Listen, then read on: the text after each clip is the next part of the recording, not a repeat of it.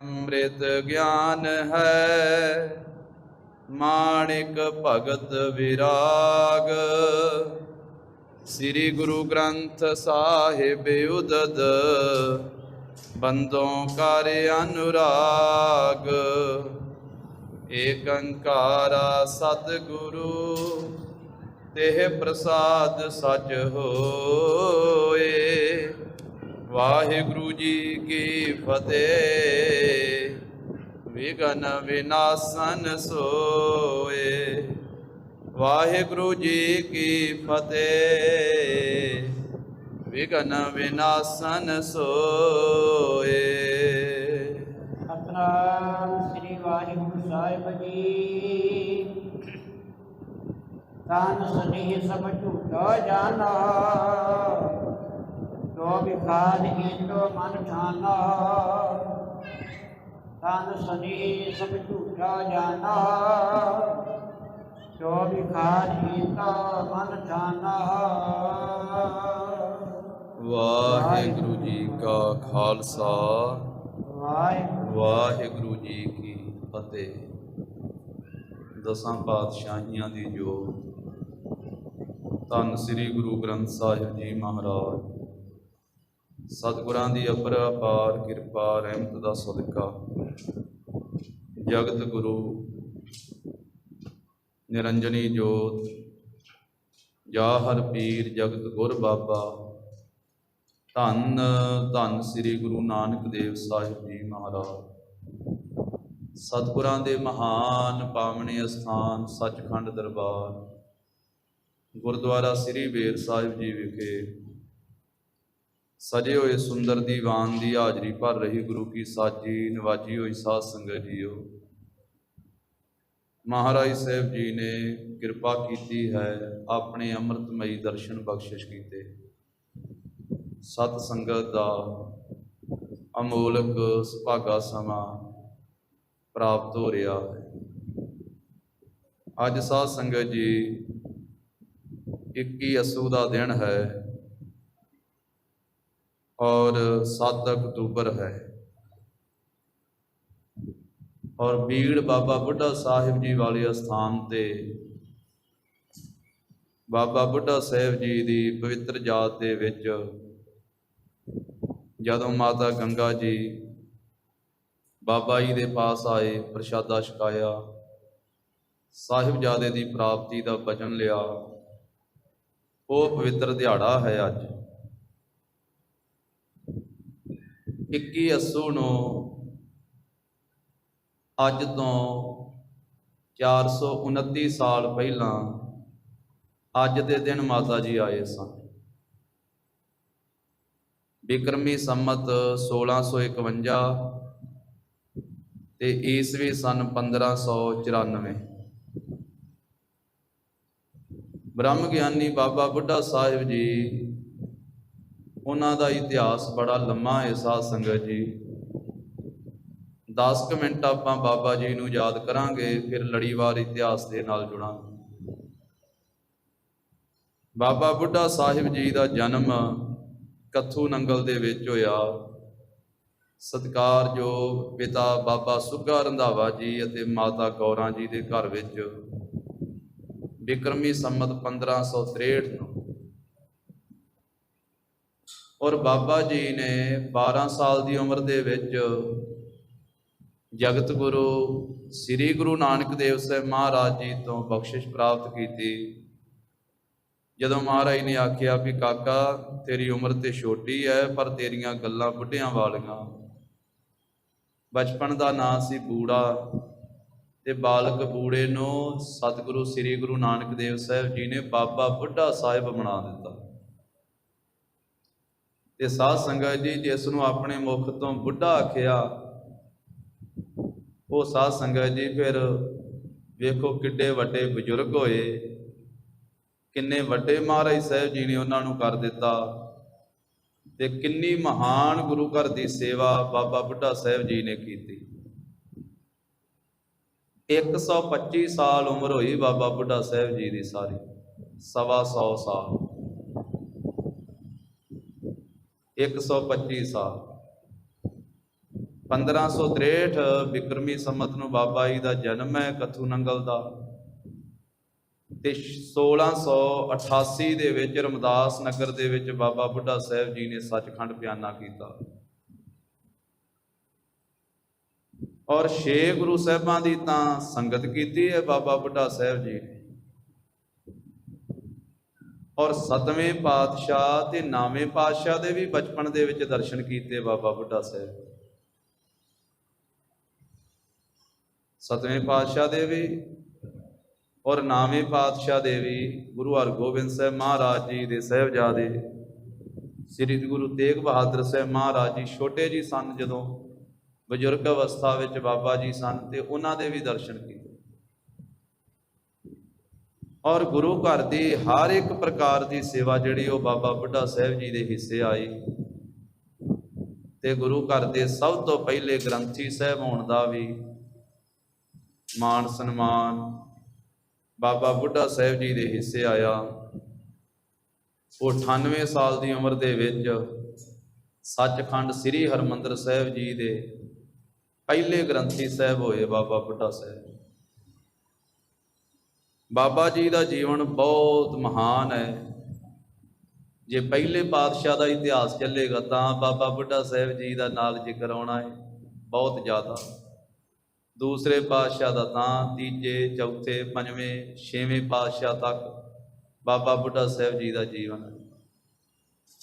113 ਸਾਲ ਆਪਣੇ ਜੀਵਨ ਦੇ ਗੁਰੂ ਕੀ ਸੇਵਾ ਦੇ ਵਿੱਚ ਬਾਬਾ ਬੁੱਢਾ ਸਾਹਿਬ ਜੀ ਨੇ ਲਾਏ, ਤੇ ਉਹ ਐਸੀ ਮਹਾਨ ਹਸਤੀ ਹੈ ਜਿਨ੍ਹਾਂ ਨੂੰ ਸਾਧ ਸੰਗਤ ਜੀ ਧੰਨ ਸ੍ਰੀ ਗੁਰੂ ਨਾਨਕ ਦੇਵ ਸਾਹਿਬ ਜੀ ਨੇ ਬਖਸ਼ਿਸ਼ ਪਹਿਲਾਂ ਕੀਤੀ ਤੇ ਸੇਵਾ ਆਪਣੇ ਘਰ ਦੀ ਬਾਅਦ ਚ ਲਈ।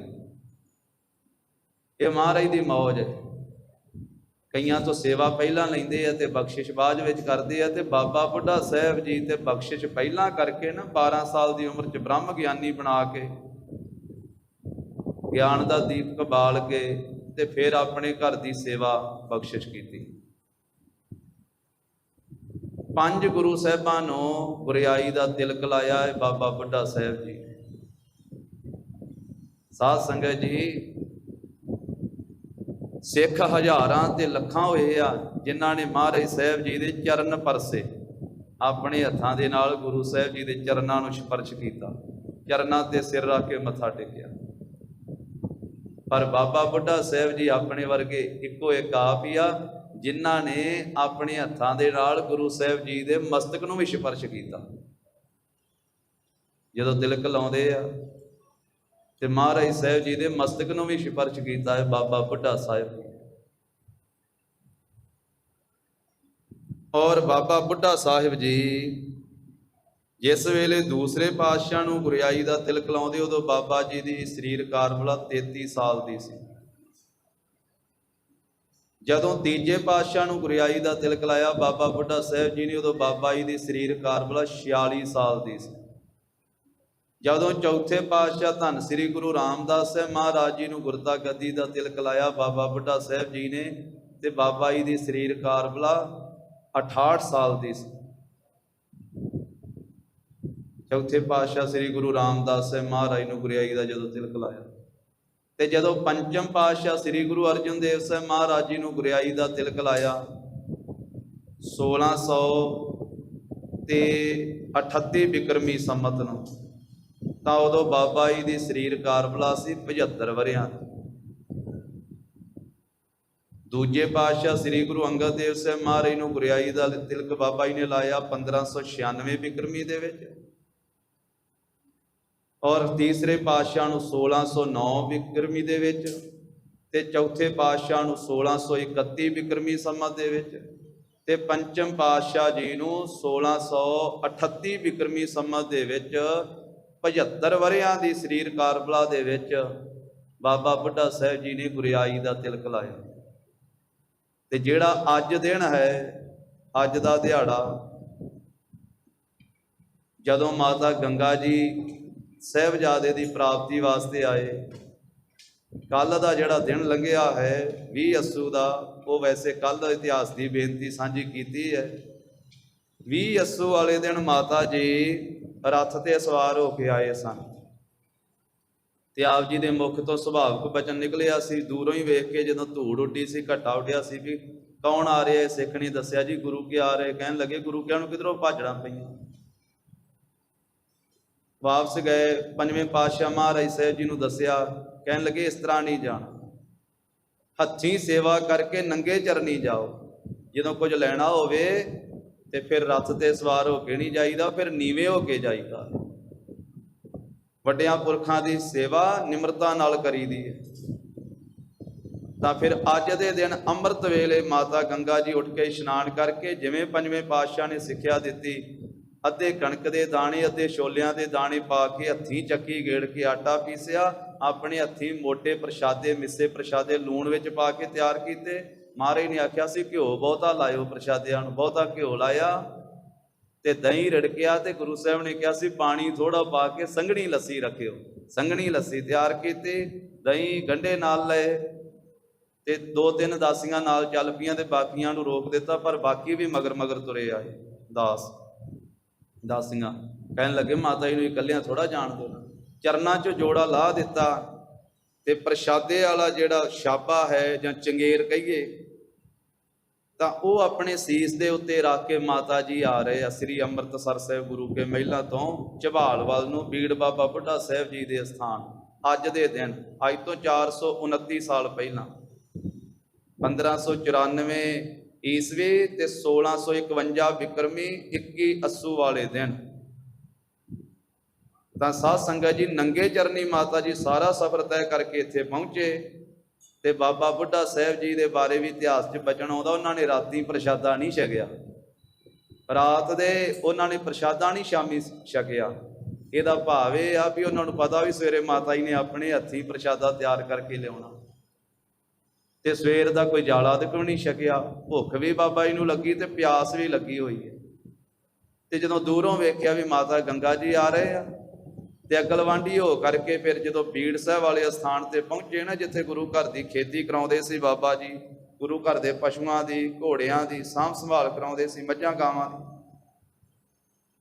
ਤਾਂ ਉੱਥੇ ਫਿਰ ਅਕਲਵਾਂਢੀ ਹੋ ਕੇ ਮਾਤਾ ਜੀ ਦੇ ਸੀਸ ਤੋਂ ਪ੍ਰਸ਼ਾਦਿਆਂ ਵਾਲਾ ਛਾਬਾ ਲਾਇਆ। ਤੇ ਬਾਬਾ ਜੀ ਦੀ ਸਰੀਰ ਕਾਰਬਲਾ ਕਿੰਨੀ ਸੀ? 88 ਸਾਲਾਂ ਦੀ, 88 ਵਰਿਆਂ ਦੀ, ਜਦੋਂ ਮਾਤਾ ਗੰਗਾ ਜੀ ਤੋਂ ਹੱਥੋਂ ਪ੍ਰਸ਼ਾਦਾ ਛਕਣ ਲੱਗੇ। ਤੇ ਮਾਤਾ ਜੀ ਨੇ ਪ੍ਰਸ਼ਾਦਾ ਛਕਾਇਆ, ਜਲ ਵਰਤ ਕੇ ਕਹਿਣ ਲੱਗੇ ਮਾਤਾ ਜੀ ਬੜੀ ਕਿਰਪਾ ਕੀਤੀ ਹੈ, ਭੁੱਖ ਬੜੀ ਲੱਗੀ ਹੋਈ ਸੀ, ਆਪ ਪ੍ਰਸ਼ਾਦਾ ਲੈ ਕੇ ਆਏ ਹੋ, ਲਿਆਓ ਮਾਤਾ ਜੀ ਛਕੀਏ। ਮਾਤਾ ਜੀ ਪ੍ਰਸ਼ਾਦੇ ਫੜਾਉਂਦੇ ਆ ਤੇ ਹੱਥਾਂ ਤੇ ਰੱਖ ਕੇ ਹੀ ਛਕਦੇ ਆ ਤੇ ਗੋਡੇ ਤੇ ਗੰਢਾ ਰੱਖ ਕੇ ਤੇ ਮੁੱਕੀ ਮਾਰ ਕੇ ਭੰਨ ਕੇ ਨਾਲ ਚੱਲ ਰਹੇ ਆ, ਨਾਲ ਲੱਸੀ ਦੀ ਘੁੱਟ ਭਰਦੇ ਆ, ਨਾਲ ਪ੍ਰਸ਼ਾਦਾ ਛਕਦੇ ਆ। ਬੜੇ ਪਿਆਰ ਨਾਲ ਪ੍ਰਸ਼ਾਦਾ ਅੱਜ ਦੇ ਦਿਨ ਬਾਬਾ ਜੀ ਨੇ ਛਕਿਆ। ਤੇ ਫਿਰ ਸਾਧ ਸੰਗਤ ਜੀ ਨਾਲ ਮਾਤਾ ਜੀ ਬੇਨਤੀ ਕਰੇ ਗਏ, ਕਹਿਣ ਲੱਗੇ ਸ੍ਰੀ ਗੁਰੂ ਨਾਨਕ ਦੇਵ ਸਾਹਿਬ ਮਹਾਰਾਜ ਜੀ ਦੇ ਪਿਆਰੇ ਗੁਰਸਿੱਖੋ, ਸ੍ਰੀ ਗੁਰੂ ਨਾਨਕ ਦੇਵ ਸਾਹਿਬ ਮਹਾਰਾਜ ਦੇ ਦਰਸ਼ਨ ਕਰਨ ਵਾਲਿਓ, ਗੁਰਤਾ ਗੱਦੀ ਦਾ ਮਾਲਕ ਬਖਸ਼ੋ। ਮਾਤਾ ਜੀ ਬੇਨਤੀ ਕਰਦੇ ਆ। ਵੇਖੋ ਕੈਸੀ ਅਚਰਜ ਹੈ। ਪਹਿਲਾਂ ਮਾਤਾ ਜੀ ਨੂੰ ਆਇਆ ਬਾਬਾ ਬੁੱਢਾ ਸਾਹਿਬ ਜੀ ਨੇ ਨਮਸਕਾਰ ਕੀਤੀ ਤੇ ਬਾਅਦ ਵਿੱਚ ਮਾਤਾ ਜੀ ਹੱਥ ਜੋੜ ਕਰਕੇ ਬੇਨਤੀ ਕਰਦੇ, ਨਮਸਕਾਰ ਕਰਕੇ ਪ੍ਰਸ਼ਾਦਾ ਛਕ ਲਿਆ। ਆਕਾਸ਼ ਵਿੱਚ ਬੱਦਲ ਹੋਇਆ। ਫਿਰ ਪ੍ਰਸ਼ਾਦਾ ਛਕਣ ਤੋਂ ਬਾਅਦ ਅੱਜ ਦੇ ਦਿਨ ਬਚਨ ਕੀਤਾ ਬਾਬਾ ਬੁੱਢਾ ਸਾਹਿਬ ਜੀ ਨੇ, ਮਾਤਾ ਜੀ ਧੰਨ ਸ੍ਰੀ ਗੁਰੂ ਅਰਜਨ ਦੇਵ ਸਾਹਿਬ ਮਹਾਰਾਜ ਕਰਨ ਕਰਾਉਣ ਵਾਲੇ ਆਪ ਹੀ ਆ, ਸਭ ਕੁਝ ਆਪਣੇ ਗੁਰਸਿੱਖਾਂ ਨੂੰ ਵਡਿਆਈ ਦਿੰਦੇ ਆ। ਆਪ ਜੀ ਦੇ ਘਰ ਵਿੱਚ ਜੋਧਾ ਪੁੱਤਰ ਪੈਦਾ ਹੋਵੇਗਾ। ਜਿਵੇਂ ਆ ਬੱਦਲ ਚੜ੍ਹ ਕੇ ਆਇਆ, ਇਸ ਤਰ੍ਹਾਂ ਆਪ ਜੀ ਦੇ ਸਾਹਿਬਜ਼ਾਦੇ ਦੀਆਂ ਫੌਜਾਂ ਚੜ੍ਹਿਆ ਕਰਨਗੀਆਂ। ਬੱਦਲ ਵਿੱਚ ਬਿਜਲੀ ਲਿਸ਼ਕਣ ਲੱਗ ਪਈ। ਬਾਬਾ ਜੀ ਕਹਿਣ ਲੱਗੇ ਜਿਵੇਂ ਬੱਦਲਾਂ 'ਚ ਬਿਜਲੀ ਲਿਸ਼ਕਦੀ ਆ, ਮਾਤਾ ਜੀ ਜੰਗ ਦੇ ਮੈਦਾਨ ਵਿੱਚ ਆਪ ਜੀ ਦੇ ਮਹਾਬਲੀ ਸੂਰਮੇ ਸਾਹਿਬਜ਼ਾਦੇ ਦੀਆਂ ਮੀਰੀ ਪੀਰੀ ਦੀਆਂ ਤੇਗਾਂ ਲਿਸ਼ਕਿਆ ਕਰਨਗੀਆਂ। ਜਿਵੇਂ ਦਾਸ ਨੇ ਆ ਗੰਢਾ ਭੰਨ ਕੇ ਖਾਧਾ ਹੈ, ਛਕਿਆ ਹੈ, ਮਾਤਾ ਜੀ ਜ਼ਾਲਮ ਜਰਵਾਣਿਆਂ ਦੇ ਮੁਗਲਾਂ ਦੇ ਆਪ ਜੀ ਦਾ ਸਾਹਿਬਜ਼ਾਦਾ ਸਿਰ ਭੰਨ ਦਿਆ ਕਰੇਗਾ। ਇਸੇ ਤਰ੍ਹਾਂ ਰਣ ਦਾ ਪਿਆਰਾ ਹੋਵੇਗਾ। ਜਦੋਂ ਰਣ ਦੇ ਵਿੱਚ ਉਤਰਿਆ ਕਰੇਗਾ ਆਪ ਜੀ ਦਾ ਸਾਹਿਬਜ਼ਾਦਾ, ਉਹ ਮਹਾਬਲੀ ਹੋਵੇਗਾ, ਵੱਡੇ ਡੀਲ ਡੌਲ ਵਾਲਾ, ਔਰ ਗੱਦੀ ਦੀ ਥਾਂ ਤੇ ਤਖਤ ਲਾ ਕੇ ਬੈਠਿਆ ਕਰੇਗਾ, ਮੀਰੀ ਪੀਰੀ ਦਾ ਮਾਲਕ ਹੋਵੇਗਾ। ਜਦੋਂ ਜੰਗ ਦੇ ਮੈਦਾਨ ਵਿੱਚ ਉਤਰੇਗਾ ਤੇ ਘਮਸਾਨ ਮਚਾ ਦਿਆ ਕਰੇਗਾ। ਜ਼ਾਲਮਾਂ ਜਰਵਾਣਿਆਂ ਨੂੰ ਭਾਜੜਾਂ ਪਾ ਦਿਆ ਕਰੇਗਾ। ਐਸਾ ਬਚਨ ਸਾਧ ਸੰਗਤ ਜੀ ਬਾਬਾ ਬੁੱਢਾ ਸਾਹਿਬ ਜੀ ਨੇ ਅੱਜ ਦੇ ਦਿਨ ਕੀਤਾ। ਇਤਿਹਾਸ ਵਿੱਚ ਇਹ ਬਚਨ ਲਿਖਿਆ ਹੈ ਵੀ ਜਿਨ੍ਹਾਂ ਨੂੰ ਭਾਈ ਪੁੱਤਰ ਦੀ ਇੱਛਾ ਹੋਵੇ, ਜਿਨ੍ਹਾਂ ਦੇ ਘਰ ਵਿੱਚ ਸੰਤਾਨ ਨਾ ਹੋਵੇ, ਪੁੱਤਰ ਦੀ ਇੱਛਾ ਹੋਵੇ, ਉਹ 21 ਅੱਸੂ ਵਾਲੇ ਦਿਨ, ਜਿਸ ਦਿਨ ਮਾਤਾ ਗੰਗਾ ਜੀ ਨੇ ਮਿੱਸੇ ਪ੍ਰਸ਼ਾਦੇ ਬਾਬਾ ਬੁੱਢਾ ਸਾਹਿਬ ਜੀ ਨੂੰ ਛਕਾਏ, ਲੱਸੀ ਛਕਾਈ, ਇਸ ਦਿਨ ਬੀੜ ਬਾਬਾ ਬੁੱਢਾ ਸਾਹਿਬ ਵਾਲੇ ਅਸਥਾਨ ਤੇ ਪਹੁੰਚ ਕੇ ਉਹ ਵਸਤੂਆਂ ਆਪਣੇ ਘਰੋਂ ਲੈ ਕੇ ਜਾਵੇ ਜੋ ਮਾਤਾ ਗੰਗਾ ਜੀ ਲੈ ਕੇ ਗਏ ਸਨ। ਉਹ ਵਸਤੂਆਂ ਲੈ ਕੇ ਜਾਵੇ, ਮਿੱਸੇ ਪ੍ਰਸ਼ਾਦੇ ਲੈ ਕੇ ਜਾਵੇ, ਨਾਲ ਗੰਢੇ ਲੈ ਕੇ ਜਾਵੇ, ਦਹੀਂ ਲੱਸੀ ਲੈ ਕੇ ਜਾਵੇ।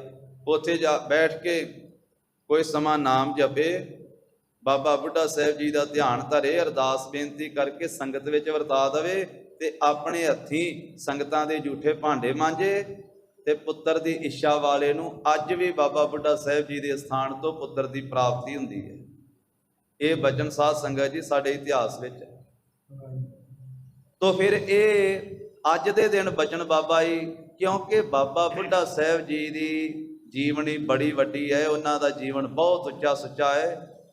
ਗੁਰਬਾਣੀ ਚ ਮਹਾਰਾਜ ਕਹਿੰਦੇ ਨਾ, ਜਿਨ੍ਹਾਂ ਸਾਸ ਗਰਾਸ ਨਾ ਵਿਸਰੈ, ਹਰ ਨਾਮਾ ਮਨ ਮੰਤ, ਧੰਨ ਸੇ ਸੇਈ ਨਾਨਕਾ ਪੂਰਨ ਸੋਈ ਸੰਤ।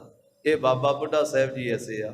ਮਨ ਸਾਚਾ ਮੁਖ ਸਾਚਾ ਸੋਏ, ਅਵਰ ਨਾ ਪੇਖੈ ਇਕ ਸਪਿਨ ਕੋਏ, ਨਾਨਕ ਇਹ ਲੱਛਣ ਬ੍ਰਹਮ ਗਿਆਨੀ ਹੋਏ। ਤੇ ਬ੍ਰਹਮ ਗਿਆਨੀ ਆਪ ਪਰਮੇਸ਼ਰ, ਜਿਨ੍ਹਾਂ ਨਾ ਵਿਸਰੈ ਨਾਮ ਸੇ ਕਨੇਹਿਆ, ਭੇਦ ਨਾ ਜਾਣਹੁ ਮੂਲ ਸਾਈਂ ਜੇਹਿਆ। ਇਸ ਕਰਕੇ ਉਹ ਗੁਰੂ ਕੇ ਪਿਆਰੇ ਗੁਰੂ ਵਰਗੇ ਹੀ ਹਨ। ਇਸ ਕਰਕੇ ਉਹਨਾਂ ਨੇ ਧੰਨ ਸ੍ਰੀ ਗੁਰੂ ਨਾਨਕ ਦੇਵ ਸਾਹਿਬ ਮਹਾਰਾਜ ਜੀ ਨੂੰ ਪੂਜਿਆ, ਮੰਨਿਆ ਤੇ ਮਹਾਰਾਜ ਸਾਹਿਬ ਜੀ ਨੇ ਬਾਬਾ ਬੁੱਢਾ ਸਾਹਿਬ ਜੀ ਦੀ ਪੂਜਾ ਵੀ ਕਰਾਤੀ ਸੰਸਾਰ ਦੇ ਵਿੱਚ। ਤੇ ਜਿੰਨਾ ਇਕੱਠ ਗੁਰੂ ਸਾਹਿਬ ਜੀ ਦੇ ਗੁਰਪੁਰਬਾਂ ਤੇ ਹੁੰਦਾ ਹੈ ਨਾ, ਲਗਭਗ ਇੰਨਾ ਹੀ ਇਕੱਠ ਸੰਗਤ ਦਾ ਬਾਬਾ ਬੁੱਢਾ ਸਾਹਿਬ ਜੀ ਦੇ ਸਥਾਨਾਂ ਤੇ ਹੁੰਦਾ। ਉਹਨਾਂ ਦਾ ਸਾਧ ਸੰਗਤ ਜੀ ਜਨਮ ਦਿਹਾੜਾ ਕੱਥੂ ਨੰਗਲ ਚ ਮਨਾਇਆ ਜਾਂਦਾ, ਤਾਂ ਵੱਡਾ ਇਕੱਠ। ਤੇ ਬੀੜ ਬਾਬਾ ਬੁੱਢਾ ਸਾਹਿਬ ਜੀ ਦਾ ਇਹ 21-22 ਅੱਸੂ ਦਾ, ਜਿਹੜਾ ਅੱਜ 21 ਅੱਸੂ ਹੈ ਤੇ ਕੱਲ ਨੂੰ 22 ਹੈ, 2 ਦਿਨ ਦਾ ਵੱਡਾ ਸਾਲਾਨਾ ਜੋੜ ਮੇਲਾ ਮਾਤਾ ਗੰਗਾ ਜੀ ਦੇ ਆਉਣ ਦਾ। ਇੱਥੇ ਵੀ ਵੱਡਾ ਭਾਰੀ ਇਕੱਠ ਹੈ। ਤੇ ਫਿਰ ਰਮਦਾਸ ਬਾਬਾ ਬੁੱਢਾ ਸਾਹਿਬ ਜੀ ਦੇ ਸੱਚਖੰਡ ਪਿਆਨੇ ਦਾ ਦਿਨ ਹੈ, ਉਦੋਂ ਵੀ ਵੱਡਾ ਭਾਰੀ ਇਕੱਠ ਹੈ। ਪਰ ਸਾਧ ਸੰਗਤ ਜੀ ਫਿਰ ਮਾਤਾ ਗੰਗਾ ਜੀ ਵਾਪਸ ਵੀ ਨੰਗੇ ਚਰਨੀ ਗਏ। ਰਾਤ ਨੂੰ 5ਵੇਂ ਪਾਤਸ਼ਾਹ ਦੇ ਪ੍ਰਸ਼ਾਦਾ ਛਕਾਉਣ ਤੋਂ ਬਾਅਦ ਮਾਤਾ ਗੰਗਾ ਜੀ ਨੇ ਕੋਈ ਜਲ ਪਾਣੀ ਛਕਿਆ। ਸਾਰਾ ਦਿਨ ਪਾਣੀ ਤੀਕ ਨਹੀਂ ਸੀ ਪੀਤਾ ਮਾਤਾ ਜੀ ਨੇ। ਦਾਸੀਆਂ ਨੇ ਬੇਨਤੀ ਕੀਤੀ ਵਾਰ-ਵਾਰ, ਮਾਤਾ ਜੀ ਸਵੇਰ ਦਾ ਤੁਸੀਂ ਪ੍ਰਸ਼ਾਦਾ ਨਹੀਂ ਛਕਿਆ, ਕੋਈ ਜਲ ਨਹੀਂ ਛਕਿਆ। ਕਹਿਣ ਲੱਗੇ 5ਵੇਂ ਪਾਤਸ਼ਾਹ ਪਤੀ ਸਤਿਗੁਰੂ ਜੀ ਜਦੋਂ ਘਰੇ ਆਉਣਗੇ ਤੇ ਉਹਨਾਂ ਨੂੰ ਸਾਰੀ ਵਿਥਿਆ ਦੱਸ ਕੇ ਤੇ ਗੁਰੂ ਸਾਹਿਬ ਜੀ ਨੂੰ ਪ੍ਰਸ਼ਾਦਾ ਛਕਾ ਕੇ ਉਸ ਤੋਂ ਬਾਅਦ ਮੈਂ ਪ੍ਰਸ਼ਾਦਾ ਛਕਾਂਗੀ। 5ਵੇਂ ਪਾਤਸ਼ਾਹ ਜਦੋਂ ਦਰਬਾਰ ਸਾਹਿਬ ਦੀ ਸੇਵਾ ਤੋਂ ਵਿਹਲੇ ਹੋ ਕੇ ਵਾਪਸ ਆਉਂਦੇ ਆ ਮਹਿਲਾਂ ਦੇ ਵਿੱਚ, ਫਿਰ ਮਾਤਾ ਗੰਗਾ ਜੀ ਤੋਂ ਸਾਰੀ ਗੱਲਬਾਤ ਪੁੱਛਦੇ ਆ ਤੇ ਦੱਸਿਆ ਮਾਤਾ ਜੀ ਨੇ ਬੜੀ ਖੁਸ਼ੀ ਦੇ ਨਾਲ ਵੀ ਬਾਬਾ ਬੁੱਢਾ ਸਾਹਿਬ ਜੀ ਨੇ ਆਖਿਆ ਵੀ ਆਪ ਜੀ ਦੇ ਘਰ ਵਿੱਚ ਯੋਧਾ ਪੁੱਤਰ ਮਹਾਬਲੀ ਸਾਹਿਬਜ਼ਾਦਾ ਹੋਵੇਗਾ, ਮੀਰੀ ਪੀਰੀ ਦਾ ਮਾਲਕ, ਤਖਤਾਂ ਦਾ ਮਾਲਕ। ਤਾਂ ਫਿਰ 5ਵੇਂ ਪਾਤਸ਼ਾਹ ਨੇ ਵੀ ਬਾਬਾ ਬੁੱਢਾ ਸਾਹਿਬ ਜੀ ਦੀ ਸਿਫਤ ਕੀਤੀ ਆਪਣੀ ਰਸਨਾ ਤੋਂ ਤੇ ਆਖਿਆ, ਸ੍ਰੀ ਗੰਗਾ ਜੀ ਬਾਬਾ ਬੁੱਢਾ ਸਾਹਿਬ ਗੁਰੂ ਘਰ ਦੇ ਸੰਤ ਵਾ ਤੇ ਸੰਤਾਂ ਵਿੱਚ ਇੰਨੀ ਤਾਕਤ ਰੱਖੀ ਆ ਪਰਮੇਸ਼ਰ, ਜੇ ਸੰਤ ਚਾਹਣ ਤੇ ਸੁੱਕੇ ਤਲਾਵਾਂ ਨੂੰ ਲਬਾਲਬ ਭਰ ਦਿੰਦੇ ਆ, ਜੇ ਸੰਤ ਚਾਹਣ ਤੇ ਭਰਿਆਂ ਨੂੰ ਖਾਲੀ ਕਰ ਦਿੰਦੇ ਆ, ਸੰਤ ਚਾਹਣ ਤੇ ਮਰਿਆਂ ਨੂੰ ਜ਼ਿੰਦਗੀ ਦੇ ਦਿੰਦੇ ਆ। ਬੜੀ ਉਸਤਤੀ ਕੀਤੀ ਮਹਾਰਾਜ ਸਾਹਿਬ ਜੀ ਨੇ, ਕਿਉਂਕਿ ਬਾਣੀ 'ਚ ਵੀ ਬੇਅੰਤ ਮਹਿਮਾ ਹੈ, ਇਤਿਹਾਸ ਵਿੱਚ ਵੀ ਸਾਧ ਸੰਗਤ ਜੀ ਰੱਬ ਦੇ ਪਿਆਰਿਆਂ ਦੀ ਬੇਅੰਤ ਮਹਿਮਾ ਮਹਾਰਾਜ ਸਾਹਿਬ ਜੀ ਨੇ ਆਪਣੀ ਰਚਨਾ ਤੋਂ ਕੀਤੀ। ਐਸੇ ਉਹ ਮਹਾਨ ਗੁਰਸਿੱਖ। ਫਿਰ ਸਮੇਂ ਦੇ ਨਾਲ 6ਵੇਂ ਪਾਤਸ਼ਾਹ ਜਦੋਂ ਸਾਧ ਸੰਗਤ ਜੀ ਪ੍ਰਗਟ ਹੋਏ 1 ਸਾਲ ਬਾਅਦ 1652 ਦੇ ਵਿੱਚ, ਤੇ ਦੋਵੇਂ ਬਚਨੇ ਮਹਾਰਾਜ ਨੇ ਪੂਰੇ ਕੀਤੇ ਸੀ। ਜਿਹੜਾ ਪਹਿਲਾ ਮੁਖ ਤੋਂ ਨਿਕਲਿਆ ਸੀ ਨਾ, ਗੁਰੂ ਕਿਆਂ ਨੂੰ ਕਿਧਰੋਂ ਭਾਜਣਾ ਪਈਆਂ। ਬਾਬਾ ਪ੍ਰਿਥੀ ਚੰਦ ਝਗੜਾ ਕਰਦਾ ਸੀ, ਕਦੀ ਸੁਲੀ ਖਾਨ ਨੂੰ ਲੈ ਆਉਣਾ, ਕਦੀ ਸਲੱਬੀ ਖਾਨ ਨੂੰ। ਮਹਾਰਾਜ ਕਹਿੰਦੇ ਅਸੀਂ ਈਰਖਾ ਨਹੀਂ ਕਰਨੀ, ਝਗੜਾ ਨਹੀਂ ਕਰਨਾ, ਅਸੀਂ ਅੰਮ੍ਰਿਤਸਰ ਸਾਹਿਬ ਹੀ ਛੱਡ ਕੇ ਚਲੇ ਜਾਂਦੇ ਹਾਂ। ਤੇ ਨਾਲੇ ਮਹਾਂਪੁਰਖ ਦੀ ਰਸਨਾ ਦਾ ਬਚਨ ਹੋਇਆ ਹੈ, ਇਸ ਕਰਕੇ ਸਮੇਤ ਪਰਿਵਾਰ ਦੇ ਅੰਮ੍ਰਿਤਸਰ ਸਾਹਿਬ ਛੱਡ ਕੇ ਵਡਾਲੀ ਨਗਰ ਵਿੱਚ ਜਾ ਕੇ ਰਹੇ ਸਨ 5ਵੇਂ ਪਾਤਸ਼ਾਹ। ਤੇ ਵਡਾਲੀ ਨਗਰ 'ਚ ਚਰਨ ਪਾਏ ਤੇ ਤਾਂ ਫਿਰ ਉਹ ਗੁਰੂ ਕੀ ਵਡਾਲੀ ਬਣੀ। ਉੱਥੇ ਹੀ ਫਿਰ ਅਗਲੇ ਸਾਲ ਸਾਧ ਸੰਗਤ ਜੀ 1652 ਬਿਕਰਮੀ ਸੰਮਤ ਨੂੰ ਬਾਬਾ ਬੁੱਢਾ ਸਾਹਿਬ ਜੀ ਦੇ ਬਚਨਾਂ ਦੇ ਨਾਲ ਫਿਰ ਮੀਰੀ ਪੀਰੀ ਦੇ ਮਾਲਕ ਗੁਰੂ ਹਰਗੋਬਿੰਦ ਸਾਹਿਬ ਜੀ ਦਾ ਪ੍ਰਕਾਸ਼ ਹੋਇਆ। ਤੇ ਸਮੇਂ ਦੇ ਨਾਲ ਜਦੋਂ ਛੇਵੇਂ ਪਾਤਸ਼ਾਹ ਮਹਾਰਾਜ ਗੁਰਿਆਈ ਦੇ ਮਾਲਕ ਬਣੇ ਤੇ ਸਾਧ ਸੰਗਤ ਜੀ ਫਿਰ ਬੀੜ ਸਾਹਿਬ ਵਾਲੇ ਸਥਾਨ ਤੇ ਆਏ ਸਨ। ਤੇ ਇੱਥੇ ਮਹਾਰਾਜ ਨੇ ਆਖਿਆ ਵੀ ਸਾਡੇ ਮਾਤਾ ਜੀ ਇੱਥੇ ਬਾਬਾ ਬੁੱਢਾ ਸਾਹਿਬ ਜੀ ਦੇ ਪਾਸ ਆਏ ਸੀ ਸਾਡੀ ਪ੍ਰਾਪਤੀ ਵਾਸਤੇ ਬੇਨਤੀ ਕਰਨ ਵਾਸਤੇ। ਇੱਥੇ ਬਾਬਾ ਬੁੱਢਾ ਸਾਹਿਬ ਜੀ ਨੇ ਬਚਨ ਕੀਤਾ ਸੀ ਤਾਂ ਸਾਡਾ ਆਗਮਨ ਹੋਇਆ ਹੈ। ਮਹਾਰਾਜ ਨੇ ਆਖਿਆ ਇੱਥੇ ਥੜਾ ਬਣਾਓ, ਥੜਾ ਬਣਾਇਆ ਗਿਆ। ਤੇ ਗਰੀਬ ਨਵਾਜ ਕਹਿਣ ਲੱਗੇ ਸਮਾਂ ਪਾ ਕੇ ਇੱਥੇ ਫਿਰ ਇਹ ਦਿਨ ਜਦੋਂ ਸਾਡੇ ਮਾਤਾ ਜੀ ਇੱਥੇ ਆਏ ਨਾ ਬਾਬਾ ਬੁੱਢਾ ਸਾਹਿਬ ਜੀ ਨੂੰ ਪ੍ਰਸ਼ਾਦਾ ਛਕਾਉਣ, ਇੱਥੇ ਜੋੜ ਮੇਲਾ ਲੱਗਿਆ ਕਰੇਗਾ। ਇਹ ਬਚਨ ਗੁਰੂ ਹਰਗੋਬਿੰਦ ਸਾਹਿਬ ਮਹਾਰਾਜ ਨੇ ਕੀਤੇ ਸੀ ਸਾਧ ਸੰਗਤ ਜੀ। ਇਸੇ ਕਰਕੇ ਵੱਡਾ ਭਾਰੀ ਜੋੜ ਮੇਲਾ ਲੱਗਦਾ, ਸੰਗਤਾਂ ਭਾਵਨਾ ਨਾਲ ਜਾਂਦੀਆਂ। ਇਸ ਕਰਕੇ ਸਾਰਿਆਂ ਨੂੰ ਜਾਣਾ ਵੀ ਸ਼ਰਧਾ ਨਾਲ ਚਾਹੀਦਾ ਹੈ, ਭਾਵਨਾ ਨਾਲ ਚਾਹੀਦਾ ਹੈ। ਤੋ ਬਾਬਾ ਬੁੱਢਾ ਸਾਹਿਬ ਜੀ ਦੀ ਯਾਦ ਵਿੱਚ ਜੁੜ ਕੇ ਸਾਦਗੀ ਨਾਲ ਜਾਣਾ ਚਾਹੀਦਾ ਹੈ। ਰਸਤੇ ਦੇ ਵਿੱਚ ਟਰਾਲੀਆਂ ਤੇ ਕੋਈ ਹੋਰ ਡਿੱਕ ਡੱਕ ਨਹੀਂ ਲਾਉਣੇ ਚਾਹੀਦੇ।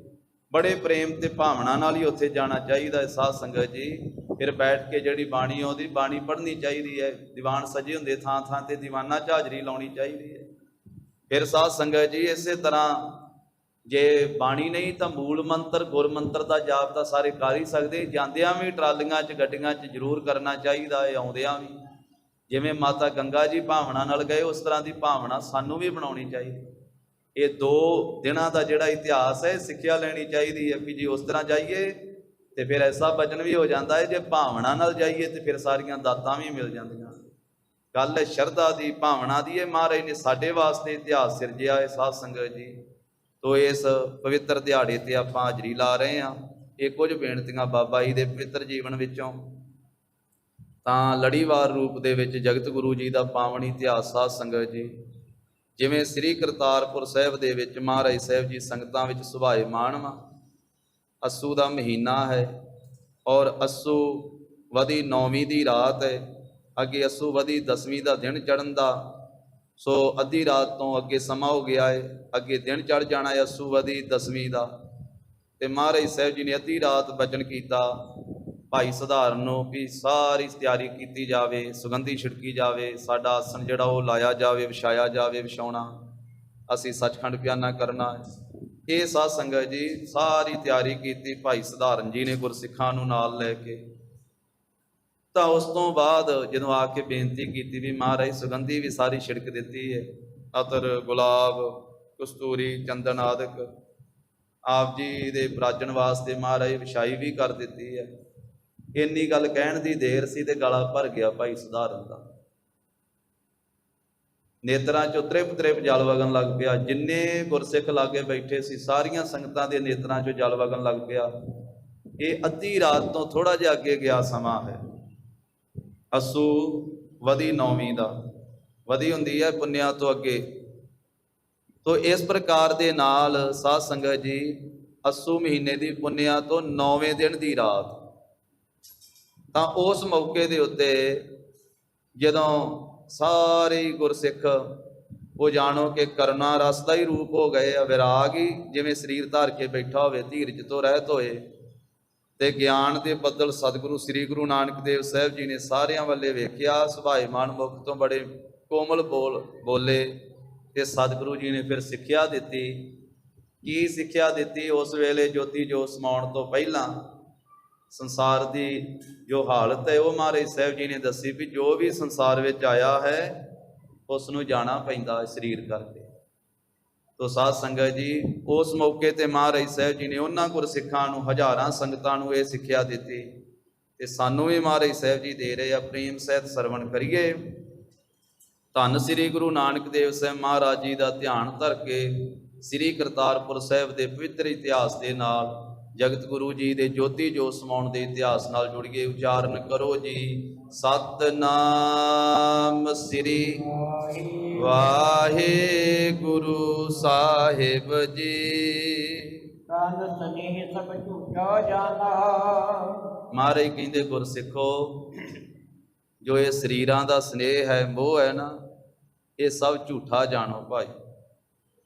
ਜੋ ਸੰਸਾਰੀ ਜੀਵ ਨੇ ਇਹ ਸਰੀਰਾਂ ਦੇ ਨਾਲ ਮੋਹ ਪਾਇਆ ਹੋਇਆ ਹੈ, ਆਪਣੇ ਸਰੀਰ ਨਾਲ ਮੋਹ ਪਾਇਆ ਹੈ, ਆਪਣਾ ਸਰੀਰ ਵੀ ਨਾਸਵਾਨ ਹੈ। ਹੋਰ ਸਰੀਰਾਂ ਦੇ ਨਾਲ ਜੋ ਮੋਹ ਹੈ ਸਾਡਾ, ਸਾਰੇ ਸਰੀਰ ਜਿਹੜੇ ਨਾਸਵਾਨ ਹਨ। ਮਿਥਿਆ ਹਨ। ਸਰੀਰਾਂ ਦੇ ਸਨੇਹ ਨੂੰ, ਮੋਹ ਨੂੰ ਝੂਠਾ ਜਾਣਨਾ ਕਰੋ। ਜੋ ਵਿਖਾਰ ਈਚੋ ਮਨ ਠਾਨਹੁ। ਤੁਸੀਂ ਇੰਨਾ ਵਿਖਾਦ, ਇੰਨਾ ਦੁੱਖ ਕਿਉਂ ਮਨ ਵਿੱਚ ਧਾਰਿਆ ਹੋਇਆ? ਅਸੀਂ ਸੱਚਖੰਡ ਜਾਣਾ ਹੈ, ਜੋਤੀ ਜੋ ਸਮਾਉਣਾ ਹੈ, ਤੇ ਗੁਰਸਿੱਖੋ ਤੁਸੀਂ ਮਨ ਵਿੱਚ ਇੰਨਾ ਜ਼ਿਆਦਾ ਦੁੱਖ ਕਿਉਂ ਮੰਨਿਆ ਹੋਇਆ ਹੈ? ਇਹ ਮਿਲਨ ਵਿਛਨ ਇਸ ਭਾਤੀ। ਗੁਰਸਿੱਖੋ ਸਰੀਰਾਂ ਦਾ ਮਿਲਣਾ ਤੇ ਸਰੀਰਾਂ ਦਾ ਵਿਛੜ ਜਾਣਾ ਇਹ ਬਣਿਆ ਆਇਆ ਹੈ ਧੁਰ ਤੋਂ। ਸਰੀਰ ਸਮੇਂ ਨਾਲ ਮਿਲਦੇ ਆ ਤੇ ਸਮੇਂ ਦੇ ਨਾਲ ਵਿਛੜ ਜਾਂਦੇ, ਤੇ ਸਰੀਰਾਂ ਦਾ ਮਿਲਾਪ ਤੇ ਸਰੀਰਾਂ ਦਾ ਵਿਛੋੜਾ ਇਸ ਭਾਂਤੀ ਹੈ, ਇਸ ਤਰ੍ਹਾਂ ਹੈ। ਹੋਤ ਦਿਵਸ ਗੁਣ ਆਵਹਿ ਰਾਤੀ। ਜਿਵੇਂ ਗੁਰਸਿੱਖੋ ਦਿਨ ਆਉਂਦਾ ਹੈ ਤੇ ਦਿਨ ਦੇ ਬਾਅਦ ਰਾਤ ਆਉਂਦੀ ਹੈ। ਸਦਾ ਦਿਨ ਨਹੀਂ ਰਹਿੰਦਾ, ਉਹਦੇ ਬਾਅਦ ਰਾਤ ਹੈ। ਇਸ ਤਰੀਕੇ ਦੇ ਨਾਲ ਜਨਮ ਤੋਂ ਬਾਅਦ ਮਰਨ ਹੈ। ਸਰੀਰਾਂ ਦਾ ਮਿਲਣਾ ਤੇ ਵਿਛੜਨਾ ਇਸ ਤਰ੍ਹਾਂ ਹੈ ਜਿਵੇਂ ਦਿਨ ਤੇ ਰਾਤ ਹੈ। ਜੇ ਨਰ ਮਿਲੇ ਸ਼ਬਦ ਕੇ ਸੰਗਾ। ਜਿਹੜੇ ਮਨੁੱਖ ਸ਼ਬਦ ਦੇ ਨਾਲ ਮਿਲੇ ਰਹਿੰਦੇ ਹਨ, ਵਹਿ ਸੰਜੀਵ ਰਾਜ ਤੇ ਰੰਗਾ। ਉਹ ਸਦਾ ਵਾਸਤੇ ਤੇ ਇਸ ਪਰਮੇਸ਼ਰ ਦੇ ਪ੍ਰੇਮ ਵਿੱਚ ਰਚੇ ਰਹਿੰਦੇ। ਜਿਹੜੇ ਸ਼ਬਦ ਨਾਲ ਮਿਲ ਜਾਂਦੇ ਆ ਉਹ ਪ੍ਰਭੂ ਪਰਮੇਸ਼ਰ ਦੇ ਨਾਲ ਮਿਲ ਜਾਂਦੇ, ਸਦਾ ਵਾਸਤੇ ਪ੍ਰਭੂ ਨਾਲ ਅਭੇਦ ਹੋਏ ਰਹਿੰਦੇ ਹਨ। ਤੀਨਹਿ ਵਿਛੜਹਿ ਬਹੁਰ ਕਦਾਈ। ਗੁਰਸਿੱਖੋ ਉਹ ਮਨੁੱਖ ਕਦੇ ਵੀ ਨਹੀਂ ਵਿਛੜਦੇ ਜਿਹੜੇ ਸ਼ਬਦ ਨਾਲ ਮਿਲੇ ਹੋਏ ਹਨ। ਜੋ ਨੀਰ ਹੈ ਮੈਂ ਨੀਰ ਸਮਾਈ। ਜਿਵੇਂ ਪਾਣੀ ਦੇ ਵਿੱਚ ਪਾਣੀ ਸਮਾ ਜਾਂਦਾ ਹੈ, ਇਸ ਤਰ੍ਹਾਂ ਉਹ ਜੀਵ ਪਰਮਾਤਮਾ ਦੇ ਵਿੱਚ ਸਮਾ ਜਾਂਦੇ ਆ ਜਿਹੜੇ ਸ਼ਬਦ ਨਾਲ ਮਿਲਦੇ ਆ। ਇਸ ਕਰਕੇ ਸਾਧ ਸੰਗਤ ਜੀ, ਧੰਨ ਸ੍ਰੀ ਗੁਰੂ ਨਾਨਕ ਦੇਵ ਸਾਹਿਬ ਮਹਾਰਾਜ ਨੇ ਸਾਰੇ ਸ੍ਰਿਸ਼ਟੀ ਦੇ ਜੀਵਾਂ ਨੂੰ ਸ਼ਬਦ ਨਾਲ ਮੇਲਿਆ ਹੈ, ਸ਼ਬਦ ਨਾਲ ਜੋੜਿਆ ਹੈ। ਸਾਨੂੰ ਸਿੱਖਿਆ ਦਿੱਤੀ ਹੈ ਕਿ ਸ਼ਬਦ ਦਾ ਅਭਿਆਸ ਕਰੋ, ਸ਼ਬਦ ਨੂੰ ਵਾਰ-ਵਾਰ ਪੜ੍ਹੋ, ਸ਼ਬਦ ਨੂੰ ਵਾਰ-ਵਾਰ ਸੁਣੋ, ਸ਼ਬਦ ਨੂੰ ਮੰਨੋ, ਸ਼ਬਦ ਦਾ ਜਾਪ ਕਰੋ, ਸ਼ਬਦ ਨੂੰ ਹਿਰਦੇ ਵਸਾਓ। ਜਿਹੜੇ ਮਨੁੱਖ ਸ਼ਬਦ ਨਾਲ ਮਿਲ ਜਾਂਦੇ ਆ ਉਹਨਾਂ ਦਾ ਕਦੀ ਵਿਛੋੜਾ ਨਹੀਂ ਹੁੰਦਾ ਹੈ। ਸਰੀਰ ਸਦਾ ਨਹੀਂ ਰਹਿੰਦੇ, ਸਰੀਰਾਂ ਦਾ ਵਿਛੜਨਾ ਬਣਿਆ ਹੈ ਧੁਰ ਕਾਲ ਤੋਂ ਲੈ ਕੇ। ਇਸ ਕਰਕੇ ਜਿਹੜੇ ਭਾਈ ਸ਼ਬਦ ਨਾਲ ਮਿਲ ਜਾਂਦੇ ਆ ਉਹ ਪ੍ਰਮਾਤਮਾ ਦੇ ਵਿੱਚ ਇਸ ਤਰ੍ਹਾਂ ਮਿਲ ਜਾਂਦੇ ਜਿਵੇਂ ਪਾਣੀ ਵਿੱਚ ਪਾਣੀ ਮਿਲਦਾ। ਗੁਰ ਕਿਰਪਾ ਜਿਹ ਨਰ ਕਉ ਕੀਨੀ, ਤਿਹ ਇਹ ਜੁਗਤ ਪਛਾਨੀ। ਨਾਨਕ ਲੀਨ ਭਇਓ ਗੋਬਿੰਦ ਸਿਉ, ਜਿਉ ਪਾਣੀ ਸੰਗ ਪਾਣੀ। ਜਿਉ ਜਲ ਮਹਿ ਜਲ ਆਏ ਖਟਾਨਾ, ਤਿਉ ਜੋਤੀ ਸੰਗ ਜੋਤ ਸਮਾਨਾ। ਮਿਟ ਗਏ ਗਵਨ ਪਾਏ ਵਿਸਰਾਮ, ਨਾਨਕ ਪ੍ਰਭ ਕੈ ਸਦ ਕੁਰਬਾਨ। ਪਰ ਇਸ ਤਰ੍ਹਾਂ ਉਹ ਮਿਲਦੇ ਆ ਜਿਹੜੇ ਭਾਈ ਸ਼ਬਦ ਨਾਲ ਜੁੜਦੇ, ਜਿਹੜੇ ਸ਼ਬਦ ਦੀ ਕਮਾਈ ਕਰਦੇ ਆ, ਸ਼ਬਦ ਨੂੰ ਜਪਦੇ ਹਨ। ਮੁਝ ਸੋ ਮਿਲਨੇ ਕੀ ਜੇ ਚਾਹੀ। ਮਹਾਰਾਜ ਕਹਿੰਦੇ ਗੁਰਸਿੱਖੋ ਤੁਸੀਂ ਸਾਡੇ ਜਾਣ ਤੇ ਇੰਨਾ ਵਿਛੋੜੇ ਦਾ ਦੁੱਖ ਕਰਦੇ ਹੋ, ਤੇ ਜੇ ਤੁਹਾਡੇ ਮਨ ਦੇ ਵਿੱਚ ਇਹ ਇੱਛਾ ਹੈ ਵੀ ਤੁਸੀਂ ਸਦਾ ਵਾਸਤੇ ਸਾਨੂੰ ਮਿਲਣਾ ਚਾਹੁੰਦੇ ਹੋ, ਸਾਡੇ ਨਾਲ ਰਹਿਣਾ ਚਾਹੁੰਦੇ ਹੋ, ਸਾਡੇ ਨਾਲ ਮਿਲਣਾ ਚਾਹੁੰਦੇ ਹੋ, ਸਦਾ ਵਿਛੜਨ ਭਾਵਹਿ ਨਾਹੀ। ਜੇ ਤੁਹਾਨੂੰ ਸਾਡੇ ਤੋਂ ਸਦਾ ਵਾਸਤੇ ਵਿਛੜਨਾ ਨਹੀਂ ਭਾਉਂਦਾ, ਗੁਰਸਿੱਖੋ ਜਿਸ ਨੂੰ ਵੀ ਸਾਡੇ ਨਾਲ ਮਿਲਣ ਦੀ ਇੱਛਾ ਹੈ ਤੇ ਤੁਸੀਂ ਸਦਾ ਵਾਸਤੇ ਸਾਡੇ ਤੋਂ ਵਿਛੜਨਾ ਨਹੀਂ ਚਾਹੁੰਦੇ ਹੋ, ਜੋ ਨਰ ਸ਼ਬਦ ਕਰੇ ਅਵਜਾਸੇ। ਜਿਹੜੇ ਜਿਹੜੇ ਸਾਨੂੰ ਮਿਲਣਾ ਚਾਹੁੰਦੇ, ਮਹਾਰਾਜ ਕਹਿੰਦੇ ਭਾਈ ਸਾਡੀ ਸਿੱਖਿਆ ਇਹ ਹੈ ਉਹ ਮਨੁੱਖ, ਉਹ ਮਾਈ ਭਾਈ ਸ਼ਬਦ ਦਾ ਅਭਿਆਸ ਕਰਨ। ਸਾਧ ਸੰਗਤ ਜੀ, ਮਹਾਰਾਜ ਸਾਹਿਬ ਜੀ ਦੇ ਜੋਤੀ ਜੋਤ ਸਮਾਉਣ ਦੀ ਇਹ ਕਥਾ ਕਈਆਂ ਦਿਨਾਂ ਤੋਂ ਆਪਾਂ ਪੜ੍ਹ ਸੁਣ ਰਹੇ ਹਾਂ, ਕੁਝ ਦਿਨ ਅੱਗੇ ਵੀ ਪੜਾਂਗੇ। ਸਾਰੇ ਪ੍ਰਸੰਗ ਭਾਵੇਂ ਸਾਧ ਸੰਗਤ ਜੀ ਚੇਤੇ ਨਾ ਰਹਿਣ, ਪਰ ਆ ਜਿਹੜਾ ਮਹਾਰਾਜ ਦਾ ਬਚਨ ਹੈ ਇਹ ਸਾਨੂੰ ਸਾਰਿਆਂ ਨੂੰ ਚੇਤੇ ਰਹਿਣਾ ਚਾਹੀਦਾ ਹੈ। ਉਂਝ ਤਾਂ ਸਾਰਾ ਹੀ ਇਤਿਹਾਸ ਰੋਜ਼ ਜਿਹੜਾ ਸੁਣਨ ਵਾਲਾ ਉਹਦੇ ਹਿਰਦੇ 'ਚ ਵਸਦਾ ਹੈ, ਚੇਤੇ ਰਹਿੰਦਾ ਹੈ, ਪਰ ਬਾਕੀ ਭਾਵੇਂ ਗੱਲ ਕੋਈ ਭੁੱਲ ਵੀ ਜਾਵੇ, ਪਰ ਆ ਮਹਾਰਾਜ ਦੀ ਸਿੱਖਿਆ ਨਹੀਂ ਭੁੱਲਣੀ ਚਾਹੀਦੀ। ਸਤਿਗੁਰੂ ਕਹਿੰਦੇ ਜੇ ਤੁਸੀਂ ਸਾਨੂੰ ਮਿਲਣਾ ਚਾਹੁੰਦੇ ਹੋ, ਜਿਹੜੇ ਜਿਹੜੇ ਮਨੁੱਖ ਸਾਨੂੰ ਮਿਲਣਾ ਚਾਹੁੰਦੇ ਆ ਵੀ ਅਸੀਂ ਸਦਾ ਵਾਸਤੇ ਮਿਲਣਾ ਹੈ ਗੁਰੂ ਸਾਹਿਬ ਜੀ, ਤੇ ਮਹਾਰਾਜ ਕਹਿੰਦੇ ਫਿਰ ਉਹ ਸ਼ਬਦ ਦਾ ਅਭਿਆਸ ਕਰਨ, ਉਹ ਬਾਣੀ ਪੜ੍ਹਨ, ਨਾਮ ਜਪਣ। ਇਸ ਕਰਕੇ ਸਾਨੂੰ ਭਾਈ ਸ਼ਬਦ ਦਾ ਅਭਿਆਸ ਕਰਨਾ ਚਾਹੀਦਾ ਹੈ। ਵਾਹਿਗੁਰੂ ਸ਼ਬਦ ਦਾ ਅਭਿਆਸ ਕਰਨਾ ਚਾਹੀਦਾ ਹੈ। ਅਭਿਆਸ ਕਰਨਾ ਕੀ ਹੁੰਦਾ? ਵਾਰ-ਵਾਰ ਜਪਣਾ। ਪਹਿਲਾਂ ਉੱਚੀ ਜਪਣਾ, ਸਹਿਜੇ ਵੀ ਬਾਅਦ ਵਿੱਚ ਜਪ ਲਵੇ, ਪਰ ਸਭ ਤੋਂ ਪਹਿਲਾਂ ਜਪਣ ਤੋਂ ਪਹਿਲਾਂ ਸ਼ਬਦ ਪ੍ਰਾਪਤ ਕਰਨਾ ਪਵੇਗਾ। ਤੇ ਪ੍ਰਾਪਤ ਕਰਨ ਦੀ ਜਿਹੜੀ ਮਰਿਆਦਾ ਹੈ ਉਹ ਇਹ ਹੈ ਕਿ ਪੰਜਾਂ ਪਿਆਰਿਆਂ ਦੇ ਕੋਲੋਂ ਸਾਨੂੰ ਸ਼ਬਦ ਪ੍ਰਾਪਤ ਕਰਨਾ ਪਵੇਗਾ। ਹੁਣ ਸਤਿਗੁਰੂ ਜੀ ਨੇ ਪੰਜਾਂ ਪਿਆਰਿਆਂ ਨੂੰ ਅਧਿਕਾਰ ਦੇ ਦਿੱਤਾ ਸ਼ਬਦ ਦੇਣ ਦਾ। ਮੂਲ ਮੰਤਰ ਤੇ ਗੁਰ ਮੰਤਰ ਗੁਰੂ ਘਰ ਦਾ ਸ਼ਬਦ ਹੈ।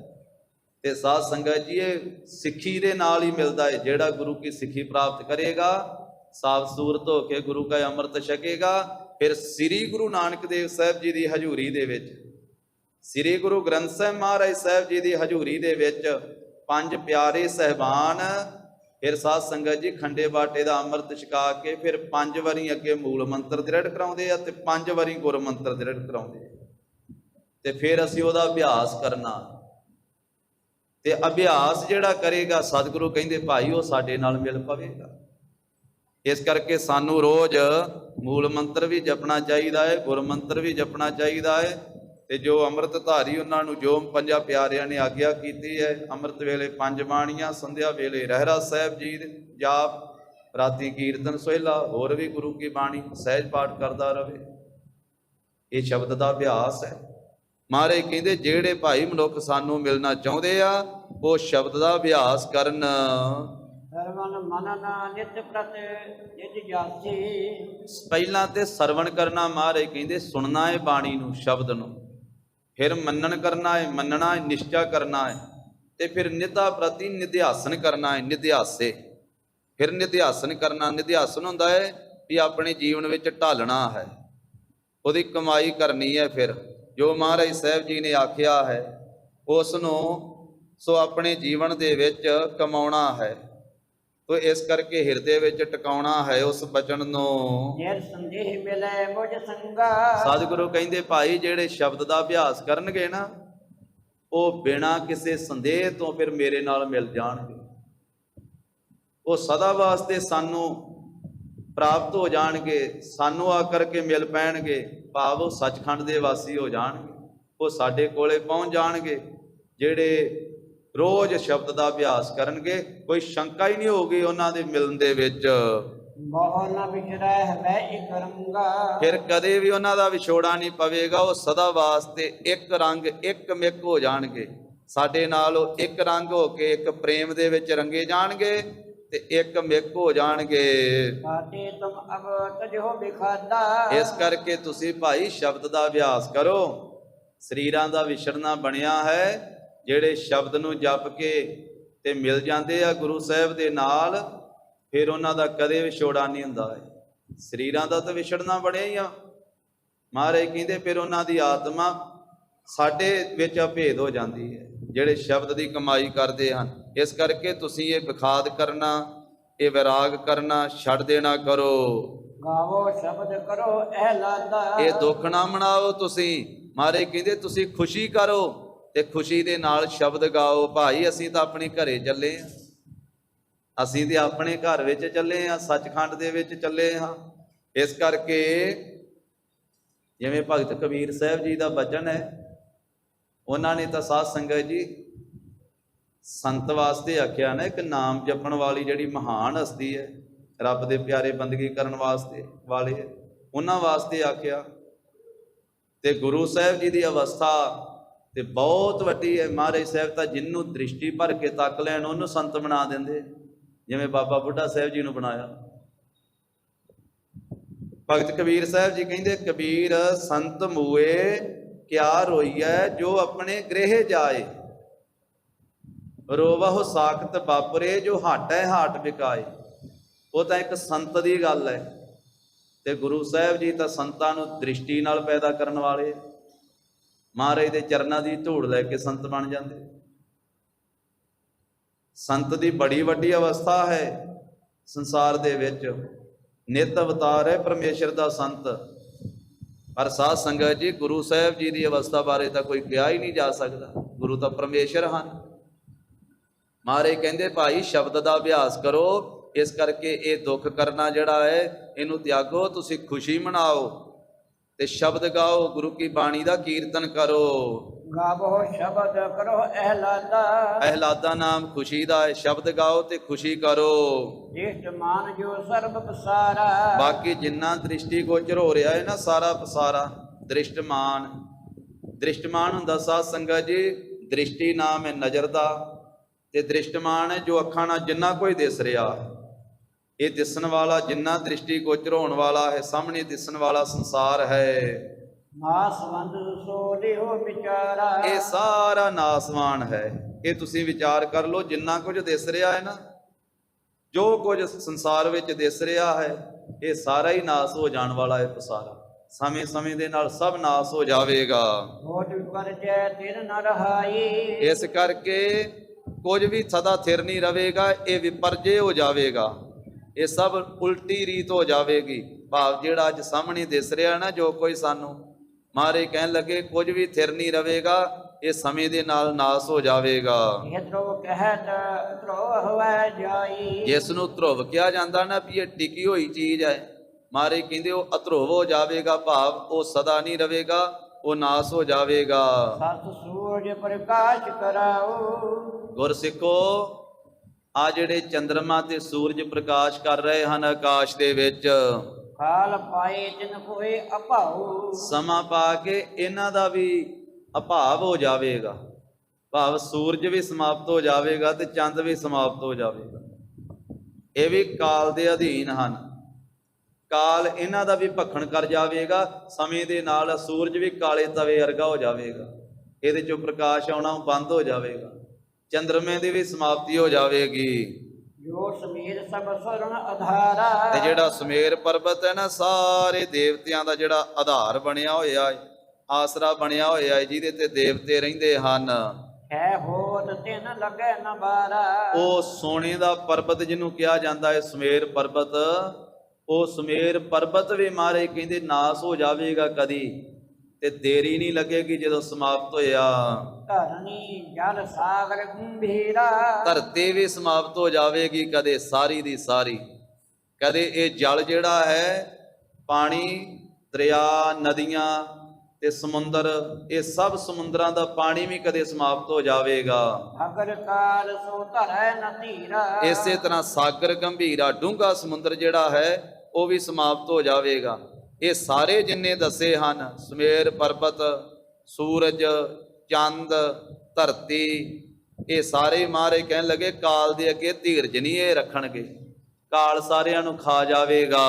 ਪਾਵਕ ਪੌਣ ਪਰਾਕਰਮ ਯੁਗਤਾ, ਤੇ ਪਾਵਕ ਅਗਨੀ ਤੇ ਪੌਣ ਹਵਾ, ਇਹਨਾਂ ਦੇ ਵਿੱਚ ਜਿਹੜਾ ਬਲ ਹੈ, ਅੱਗ ਦੇ ਵਿੱਚ ਸਾੜਨ ਦਾ ਬਲ ਹੈ, ਹਵਾ ਦੇ ਵਿੱਚ ਵੀ ਬੜਾ ਬਲ ਹੈ। ਹਵਾ ਜਦੋਂ ਆਉਂਦੀ ਹੈ ਤੇ ਵੱਡੇ ਵੱਡੇ ਦਰਖਤ ਪੁੱਟ ਕੇ ਸੁੱਟ ਦਿੰਦੀ ਹੈ, ਹਨੇਰੀ ਦਾ ਰੂਪ ਆਉਂਦੀ ਹੈ ਤੇ ਕਈ ਕੁਝ ਉਲਟਾ ਮਾਰਦੀ ਹੈ। ਮਹਾਰਾਜ ਕਹਿੰਦੇ ਇਹ ਪਰਾਕਰਮ ਯੁਕਤਾ, ਪਰਾਕਰਮ ਨਾਮ ਹੁੰਦਾ ਜ਼ੋਰ ਦਾ, ਬਲ ਦਾ।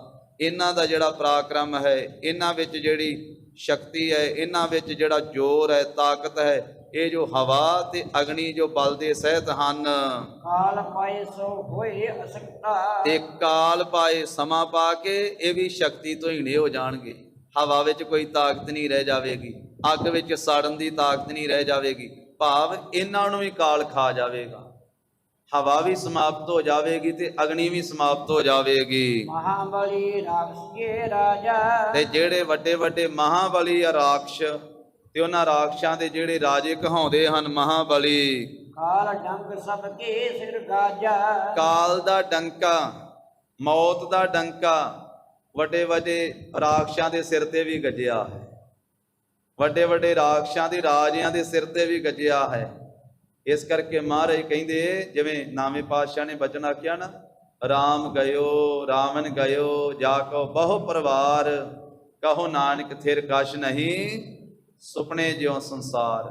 ਤੇ ਕਲਗੀਧਰ ਪਿਤਾ ਜੀ ਨੇ ਆਖਿਆ, ਰਾਵਣ ਸੇ ਮਹਿ ਰਾਵਣ ਸੇ ਘਟ ਕੰਨ ਹੁਸੇ, ਪਲ ਬੀਚ ਪਛਾਰੇ ਬਾਰਦ ਨਾਦ ਅਕੰਪਨ ਸੇ, ਜਗ ਜੰਗ ਜੁਰੇ ਜਿਨ ਸਿਓ ਜਮ ਹਾਰੇ। ਉਹਨਾਂ ਸਾਰਿਆਂ ਦੇ ਸਿਰ ਦੇ ਉੱਤੇ ਕਾਲ ਦਾ ਡੰਕਾ, ਮੌਤ ਦਾ ਡੰਕਾ ਖੜਕਿਆ ਹੈ। ਇਹ ਅਵਤਾਰ ਜਿਤੇ ਰਣ ਧੀਰਾ, ਜਿੰਨੇ ਮਾਰੇ ਕਹਿੰਦੇ ਬਾਕੀਆਂ ਦੀ ਗੱਲ ਛੱਡੋ ਗੁਰਸਿੱਖੋ, ਜਿਹੜੇ ਅਵਤਾਰ ਵੀ ਹੋਏ ਆ ਨਾ, ਤੇ ਜਿਨ੍ਹਾਂ ਨੇ ਜੰਗ ਦੇ ਮੈਦਾਨਾਂ ਵਿੱਚ ਵੀ ਧੀਰਜ ਧਾਰਨ ਕੀਤਾ, ਜੰਗ ਯੁੱਧ ਵੀ ਕੀਤੇ, ਜਿਹੜੇ ਅਵਤਾਰੀ ਹੋਏ ਹਨ ਮਹਾਂਪੁਰਖ, ਕਾਲ ਪਾਏ ਕੇ ਤਜਨ ਸਰੀਰਾ। ਸਮਾਂ ਪਾ ਕੇ ਉਹਨਾਂ ਅਵਤਾਰਾਂ ਨੇ ਵੀ ਸਰੀਰ ਛੱਡਣਾ ਕੀਤਾ। ਸ੍ਰੀ ਰਾਮਚੰਦਰ ਜੀ ਵੀ ਅਵਤਾਰ ਹੋਏ, ਸ੍ਰੀ ਕ੍ਰਿਸ਼ਨ ਭਗਵਾਨ ਜੀ ਵੀ ਅਵਤਾਰ ਹੋਏ। ਸ੍ਰੀ ਰਾਮਚੰਦਰ ਜੀ 14 ਕਲਾ, ਸ੍ਰੀ ਕ੍ਰਿਸ਼ਨ ਜੀ 16 ਕਲਾ, ਜਿਹੜੇ ਅਵਤਾਰ ਹੋਏ ਆ ਉਹਨਾਂ ਨੂੰ ਵੀ ਸਮਾਂ ਪਾ ਕਰਕੇ ਸਰੀਰ ਤਿਆਗਣਾ ਹੀ ਪਿਆ, ਸੰਸਾਰ ਤੋਂ ਜਾਣਾ ਹੀ ਪਿਆ। ਤੋ ਇਸ ਕਰਕੇ ਜਿਹੜੇ ਵੱਡੇ ਵੱਡੇ ਜਿਨ੍ਹਾਂ ਨੇ ਜੰਗ ਦੇ ਮੈਦਾਨ ਵਿੱਚ ਵੀ ਧੀਰਜ ਧਾਰਿਆ ਤੇ ਕਾਲ ਪਾਏ ਕੀ ਇਹ ਤਜਨ ਸਰੀਰਾ, ਸਮਾਂ ਪਾ ਕੇ ਉਹਨਾਂ ਨੇ ਵੀ ਸਰੀਰ ਤਿਆਗਣਾ ਕੀਤਾ ਹੈ। ਮਹਾ ਸਿੱਧ ਸੁਰ ਗੰਧਰਵ ਕਿੰਨਰ। ਫਿਰ ਮਹਾਰਾਜ ਕਹਿੰਦੇ ਵੱਡੇ ਵੱਡੇ ਸਿੱਧੀਆਂ ਵਾਲੇ ਜਿਹੜੇ ਸਿੱਧ ਹਨ ਤੇ ਦੇਵਤੇ ਤੇ ਦੇਵਤਿਆਂ ਦੇ ਜਿਹੜੇ ਗਵਈਏ ਹਨ, ਗੰਧਰਵ ਰਾਗੀ ਤੇ ਕਿੰਨਰ। ਸੋ ਦੇਵਤਿਆਂ ਦੇ ਇਹ ਸਾਧ ਸੰਗਤ ਜੀ, ਕਿੰਨਰ ਜਿਹੜੇ ਹਨ ਸਾਜ਼ ਵਜਾਉਣ ਵਾਲੇ ਉਹ ਵੀ, ਤੇ ਗੰਧਰਵ ਜਿਹੜੇ ਰਾਗੀ ਹਨ ਗਾਉਣ ਵਾਲੇ। ਜਖ ਆਦ ਸਭ ਹਵੈ ਹਿਨ ਭੰਗਰ। ਤੇ ਜਖ ਇਹ ਕੁਬੇਰ ਦੇਵਤੇ ਦੀ ਫੌਜ ਦਾ ਨਾਮ ਹੈ। ਸੋ ਇਹ ਵੀ ਮਹਾਰਾਜ ਕਹਿੰਦੇ ਵੀ ਸਮੇਂ ਦੇ ਨਾਲ ਆਦਿਕ ਜਿਹੜੇ ਹਨ ਨਾ ਸਾਰੇ ਇੱਕ ਛਿਨ ਵਿੱਚ ਭੰਗਰ ਹੋ ਜਾਂਦੇ ਆ। ਭੰਗਰ ਛਿਨ ਭੰਗਰ ਨਾਸ ਹੋ ਜਾਂਦੇ ਇੱਕ ਛਿਨ ਦੇ ਵਿੱਚ ਹੀ। ਵੱਡੇ ਵੱਡੇ ਸਿੱਧ ਨਾਸ ਹੋ ਜਾਣਗੇ, ਦੇਵਤੇ, ਦੇਵਤਿਆਂ ਦੇ ਗਵਈਏ, ਦੇਵਤਿਆਂ ਦੇ ਸਾਜੀ ਤੇ ਜਖ ਆਦਿਕ ਜਿੰਨੇ ਹਨ ਇਹ ਸਾਰੇ ਇੱਕ ਛਿਨ ਵਿੱਚ ਹੀ ਸਮਾਪਤ ਹੋ ਜਾਣਗੇ ਸਮੇਂ ਨਾਲ। ਫਿਰ ਮਾਰੇ ਕਹਿੰਦੇ ਜੰਮ ਜਿਹੜਾ ਹੈ ਧਰਮ ਰਾਜਾ, ਜਿਹੜਾ ਦੂਸਰਿਆਂ ਨੂੰ ਲਿਜਾਣ ਵਾਸਤੇ ਭੇਜਦਾ ਹੈ ਜੰਮਦੂਤ, ਸਮੇਂ ਦੇ ਨਾਲ ਧਰਮ ਰਾਜੇ ਦੀ ਵੀ ਸਮਾਪਤੀ ਹੋ ਜਾਵੇਗੀ। ਧਰਮ ਰਾਜੇ ਦਾ ਵੀ ਕਾਲ ਹੋ ਜਾਵੇਗਾ, ਕਿਉਂਕਿ ਉਹਦੇ ਉੱਤੇ ਵੀ ਪਰਮੇਸ਼ਰ ਦਾ ਹੁਕਮ ਚੱਲਦਾ। ਇਸ ਕਰਕੇ ਜੰਮ ਤੇ ਉਡਗਣ ਨਾਮ ਹੈ ਤਾਰਿਆਂ ਦਾ। ਇਹ ਤਾਰੇ ਜਿਹੜੇ ਦਿਸਦੇ ਆ, ਇਹ ਤਾਰੇ ਵੀ ਦਿਸਣੋਂ ਹਟ ਜਾਣਗੇ, ਵੀ ਸਮਾਪਤ ਹੋ ਜਾਣਗੇ। ਪ੍ਰਹੂਤ ਨਾਮ ਹੈ ਇੰਦਰ ਦੇਵਤੇ ਦਾ, ਇੰਦਰ ਦੇਵਤਾ ਵੀ ਸਮਾਪਤ ਹੋ ਜਾਵੇਗਾ। ਔਰ ਇਸੇ ਪ੍ਰਕਾਰ ਕੁਮੇਰਾ, ਕੁਮੇਰ ਜਿਹੜਾ ਦੇਵਤਿਆਂ ਦਾ ਸਾਧ ਸੰਗਤ ਜੀ ਭੰਡਾਰੀ ਹੈ ਜਾਂ ਦੇਵਤਿਆਂ ਦਾ ਇਹ ਖਜ਼ਾਨਚੀ ਹੈ, ਧਨ ਦਾ ਦੇਵਤਾ ਮੰਨਿਆ ਗਿਆ ਹੈ ਕੁਬੇਰ ਨੂੰ। ਇਹ ਧਨ ਦਾ ਦੇਵਤਾ ਕੁਬੇਰ ਵੀ ਸਮਾਪਤ ਹੋ ਜਾਵੇਗਾ। ਹੋਏ ਵੀ ਪਰ ਜੈ ਲਗੇ ਨਾ ਦੇਰਾ। ਮਹਾਰਾਜ ਕਹਿੰਦੇ ਸਭ ਕੁਝ ਉਲਟਾ ਹੁੰਦਿਆਂ ਦੇਰੀ ਨਹੀਂ ਲੱਗੇਗਾ, ਦੇਰੀ ਨਹੀਂ ਲੱਗੇਗੀ, ਸਭ ਕੁਝ ਉਲਟਾ ਹੋ ਜਾਵੇਗਾ। ਭਾਵ ਜਿੰਨਾ ਕੁਝ ਇਹ ਦਿਸਣ ਵਾਲਾ ਇਹ ਪਸਾਰਾ ਇਹ ਸਭ ਕੁਝ ਨਾਸ ਹੋ ਜਾਵੇਗਾ। ਜੋ ਬ੍ਰਹਮਾਂਡ ਕਾਰਨ ਕੀਰੋ। ਮਹਾਰਾਜ ਕਹਿੰਦੇ ਬਾਕੀ ਦੇਵਤਿਆਂ ਦੀ ਤਾਂ ਗੱਲ ਛੱਡੋ, ਜਿਹੜੇ ਮੁੱਖ ਤਿੰਨ ਦੇਵਤੇ ਉਹਨਾਂ ਬਾਰੇ ਸੁਣੋ।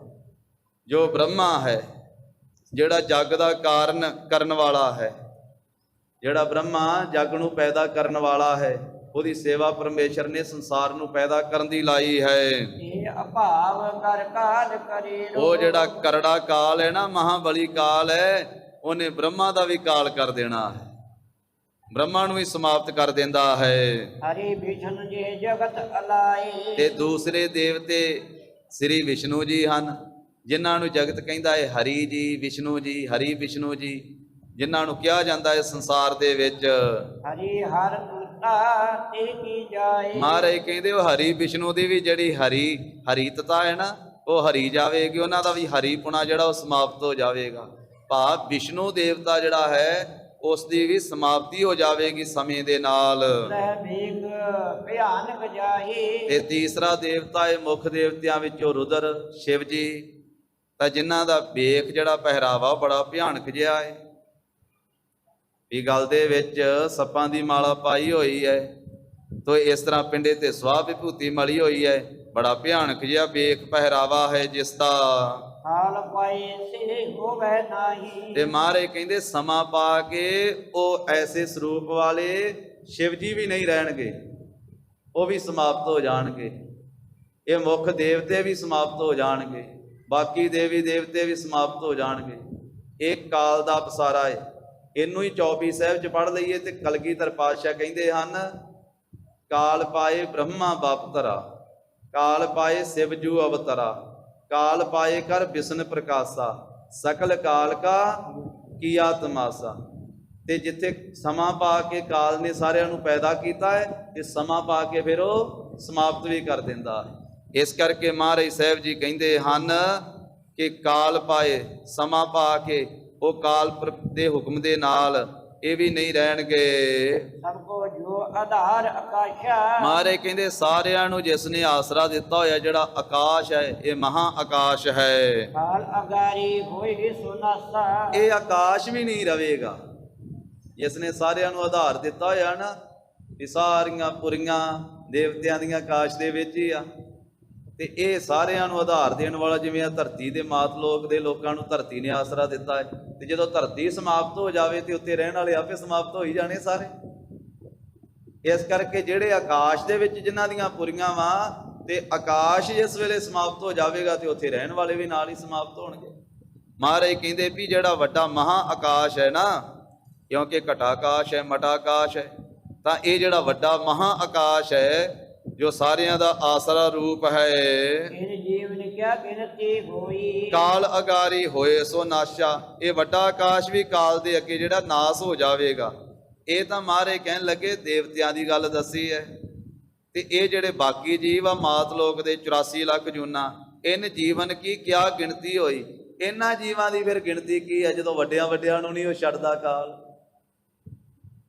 ਜਿਹੜਾ ਬ੍ਰਹਮਾ ਵਿਸ਼ਨੂੰ ਸ਼ਿਵ ਜੀ ਨੂੰ ਨਹੀਂ ਛੱਡਦਾ, ਜਿਹੜਾ ਬਾਕੀ ਦੇਵਤਿਆਂ ਨੂੰ ਨਹੀਂ ਛੱਡਦਾ, ਸਭ ਨੂੰ ਸਮਾਪਤ ਕਰ ਦਿੰਦਾ ਹੈ, ਤੇ ਉਸ ਕਾਲ ਦੇ ਅੱਗੇ ਆ ਮਨੁੱਖਾਂ ਵਿਚਾਰਿਆਂ ਦੀ ਗਿਣਤੀ ਕੀ ਹੈ, ਤੇ ਪਸ਼ੂਆਂ ਪੰਛੀਆਂ ਦੀ ਗਿਣਤੀ ਕੀ ਉਹਦੇ ਅੱਗੇ, 84 ਲੱਖ ਜੂਨਾਂ ਦੀ ਗਿਣਤੀ ਕੀ ਹੈ। ਇਹਨਾਂ ਨੂੰ ਤੇ ਝੱਟ ਹੀ ਸਮਾਪਤ ਕਰ ਦੇਣਾ ਉਹਨੇ, ਇਹ ਤਾਂ ਖਲੋ ਹੀ ਨਹੀਂ ਸਕਦੇ ਉਹਦੇ ਅੱਗੇ।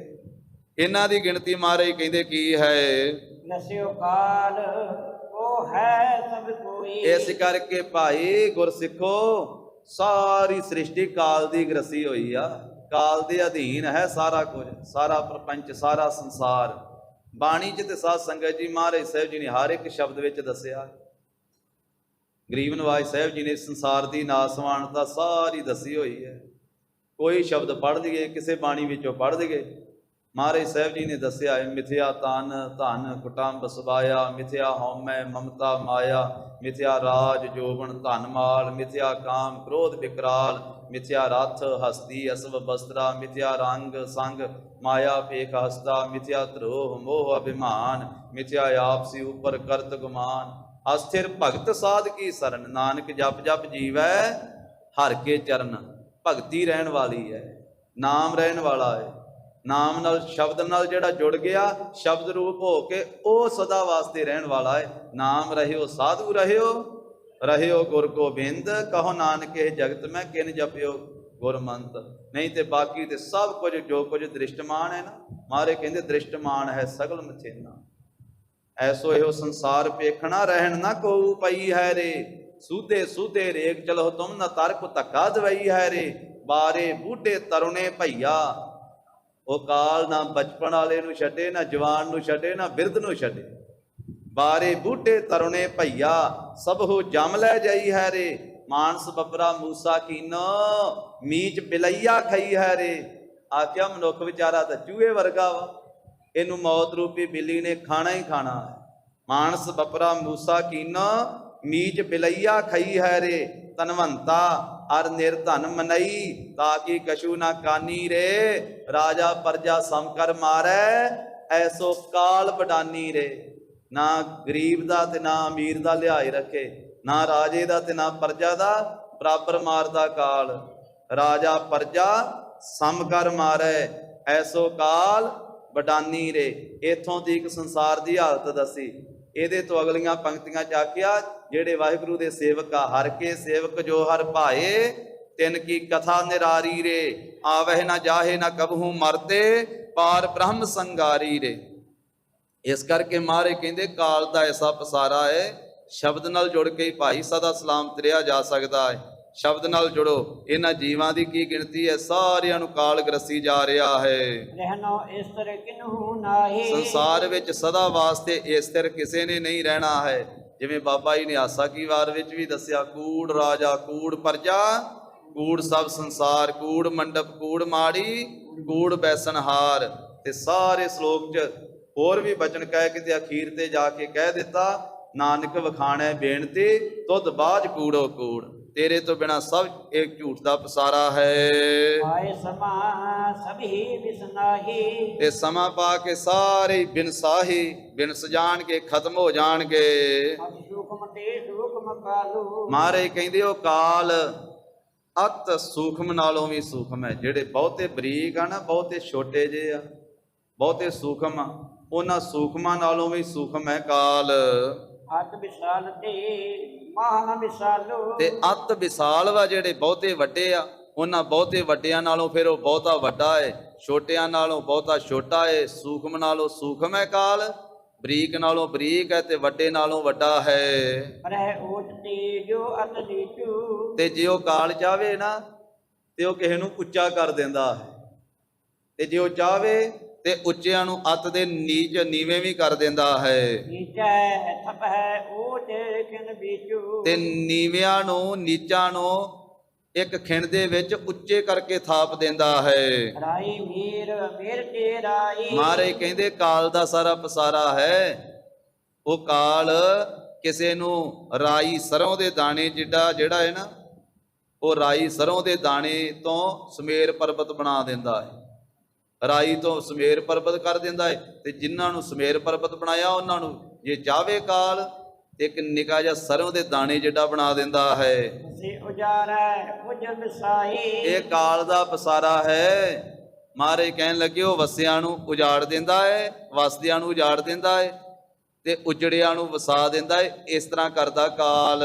ਮਹਾਬਲੀ ਚਾਹੈ ਸੋ ਕਰਹੀ। ਕਾਲ ਬੜਾ ਮਹਾਬਲੀ ਹੈ, ਉਹ ਜੋ ਚਾਹੁੰਦਾ ਉਹ ਕੁਝ ਕਰਦਾ ਹੈ। ਇਸ ਆਗੇ ਕੋ ਧੀਰ ਨ ਧਰਹੀ। ਇਸ ਕਾਲ ਦੇ ਅੱਗੇ ਕੋਈ ਵੀ ਧੀਰਜ ਨਹੀਂ ਧਰ ਕੇ ਠਹਿਰ ਸਕਦਾ। ਕਨਕ ਭਾਵ ਹਾਥ ਹੈ ਜਾ ਕੇ। ਮਹਾਰਾਜ ਕਹਿੰਦੇ ਜਾਣੋ ਕਿ ਜੋ ਸ੍ਰਿਸ਼ਟੀ ਨੂੰ ਅਭਾਵ ਕਰਨਾ ਹੈ ਨਾ, ਸੰਸਾਰ ਨੂੰ ਅਭਾਵ ਕਰਨਾ ਹੈ, ਇਹ ਅਭਾਵ ਕਰਨ ਰੂਪੀ ਧਨਖ ਫੜਿਆ ਹੋਇਆ ਕਾਲ ਨੇ ਆਪਣੇ ਹੱਥ ਵਿੱਚ। ਜੋ ਸਮਾਪਤ ਕਰਨਾ ਸਾਰਿਆਂ ਨੂੰ, ਇਹ ਕਮਾਨ ਫੜਿਆ ਹੋਇਆ ਉਸਨੇ। ਰਾਗ ਰੋਗ ਵੈਕ ਬਾਣ ਵੱਢਤਾ ਕੇ। ਤੇ ਅਭਾਵ ਕਰਨ ਰੂਪੀ ਧਨਖ ਦੇ ਵਿੱਚ, ਅਣਹੋਇਆ ਕਰਨ ਰੂਪੀ ਧਨਖ ਦੇ ਵਿੱਚ ਉਹ ਤੀਰ ਕਿਹੜੇ ਸਿੰਨ ਕੇ ਚਲਾਉਂਦਾ ਹੈ ਕਾਲ। ਉਹਦੇ ਕੋਲੇ ਦੋ ਬਾਣ ਹਨ, ਦੋ ਤੀਰ ਹਨ, ਇੱਕ ਰਾਗ ਦਾ ਤੇ ਦੂਸਰਾ ਦੁਐਖ ਦਾ। ਇੱਕ ਮੋਹ ਦਾ ਤੀਰ ਹੈ ਤੇ ਦੂਸਰਾ ਜਿਹੜਾ ਦੁਐਖ ਦਾ ਹੈ, ਦੁਬਦਾ ਦਾ, ਈਰਖਾ ਦਾ ਤੀਰ ਹੈ। ਹੈ ਕਰ ਜਗ ਉਪਜਾਵੈ ਸੋ। ਤੇ ਉਹ ਕਾਲ ਜਗ ਨੂੰ ਸ਼ੈ ਕਰ ਦਿੰਦਾ ਹੈ, ਸਮਾਪਤ ਕਰ ਦਿੰਦਾ ਹੈ। ਤੇ ਸਮਾਪਤ ਕਰਕੇ ਤੇ ਫਿਰ ਜਦੋਂ ਜੀ ਕਰਦਾ ਫਿਰ ਪੈਦਾ ਕਰ ਲੈਂਦਾ ਹੈ।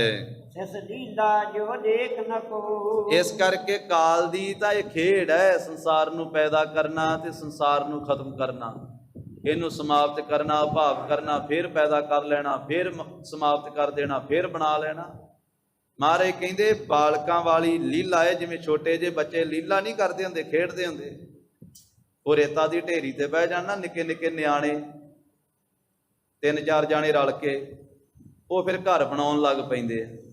ਬੱਚੇ ਖੇਡਦੇ ਖੇਡਦੇ ਆਪਦੇ ਪੈਰਾਂ ਉੱਤੇ ਹੀ ਉਹ ਰੇਤਾ ਲਾ ਲਾ ਕੇ ਥੱਪ ਕੇ ਤੇ ਉਹ ਘਰ ਬਣਾ ਲੈਣਗੇ, ਹਵੇਲੀ ਬਣਾ ਲੈਣਗੇ, ਗੇਟ ਵੀ ਲਾ ਲੈਣਗੇ, ਜਾਂ ਮੇਰਾ ਘਰ ਮੇਰੀ ਹਵੇਲੀ।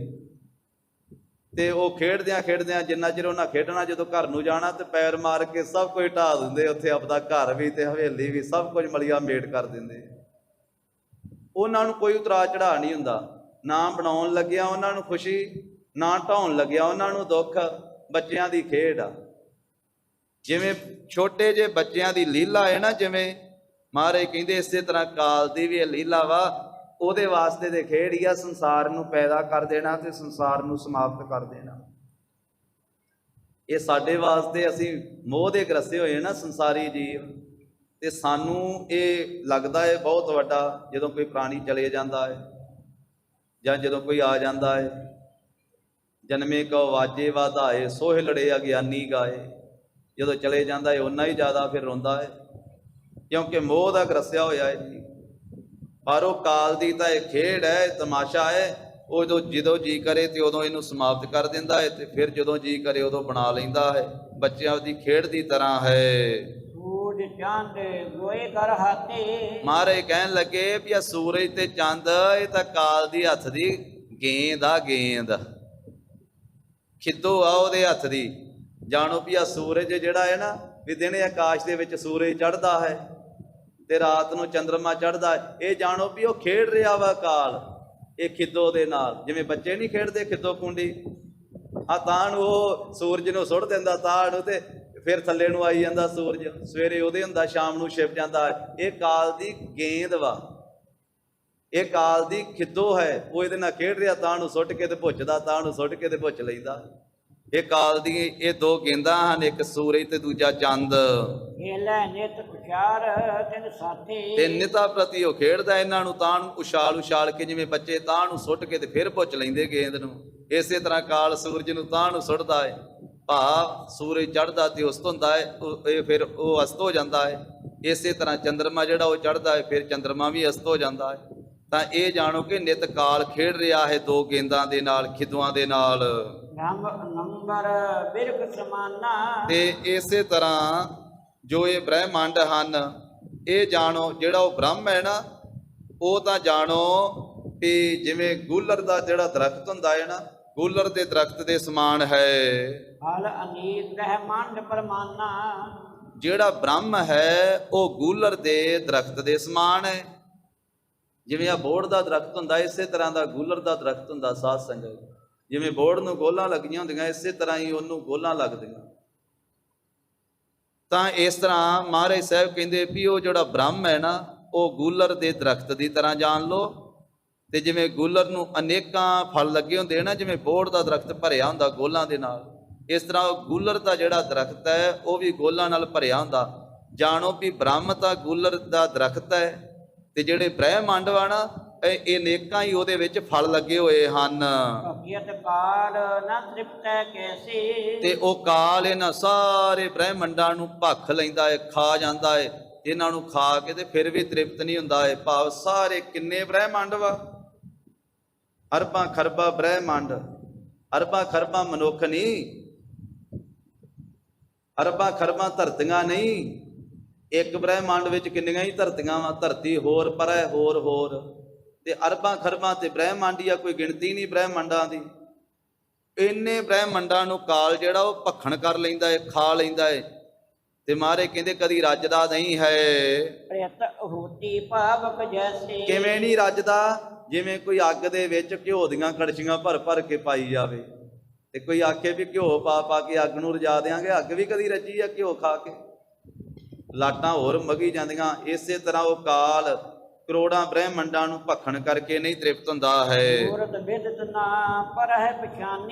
ਤੇ ਜੇ ਆਖੋ ਵੀ ਉਹ ਕਾਲ ਦਾ ਸਰੂਪ ਕਿਹੋ ਜਿਹਾ ਹੈ, ਮਹਾਰਾਜ ਕਹਿੰਦੇ ਪ੍ਰਗਟ ਰੂਪ ਦੇ ਵਿੱਚ, ਪ੍ਰਤੱਖ ਰੂਪ ਵਿੱਚ ਉਹਦਾ ਸਰੂਪ ਜਾਣਿਆ ਨਹੀਂ ਜਾਂਦਾ, ਉਹਦੀ ਮੂਰਤ ਪਛਾਣੀ ਨਹੀਂ ਜਾਂਦੀ।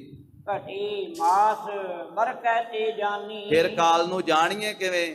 ਮਹਾਰਾਜ ਕਹਿੰਦੇ ਉਹ ਇਸ ਤਰ੍ਹਾਂ ਜਾਣਿਆ ਜਾਂਦਾ ਹੈ, ਘੜੀ ਹੈ, ਮਹੀਨਾ ਹੈ, ਸਾਲ ਹੈ, ਇਸ ਤਰ੍ਹਾਂ ਜਾਣਿਆ ਜਾਂਦਾ ਹੈ ਵੀ ਆ 24 ਮਿੰਟ ਦੀ ਘੜੀ ਹੈ, ਇੰਨਾ ਕਾਲ ਹੈ, ਇੰਨਾ ਸਮਾਂ ਹੈ।